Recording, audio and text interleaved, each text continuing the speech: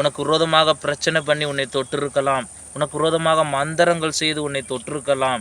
உனக்கு விரோதமாக ஏதாவது பொய்யான காரியங்களை சொல்லி கூட உன்னை தொற்றிருக்கலாம். அல்லது கவலைகள் என்ன ஒரு காரியங்கள் கூட உன் வாழ்க்கையில் வந்து தொட்டிருக்கலாம்.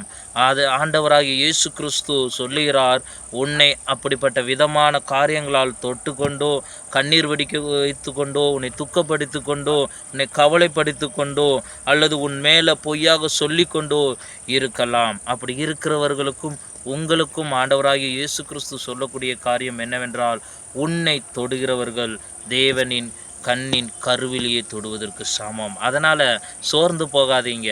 இப்போ என்னுடைய கண்ணின் கருவிலியை தொட்டால் எனக்கு கோபம் தான் வரும். அதே போல தான் உன்னை தொடுறவங்க தேவனின் கண்ணை கருவிலியை தொடுறதுனால தேவனுக்கு கோபம் வரும்.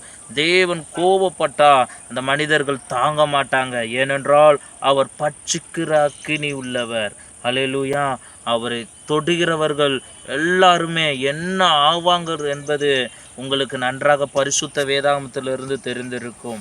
ஆம், எனக்கு பிரியமானவர்களை, மனுஷன் தேவனுக்கு விரோதமாய் வரலாமா, வந்தால் என்ன ஆகும் என்பது தான் வேதாகமத்தில் போடப்பட்டிருக்கிறது.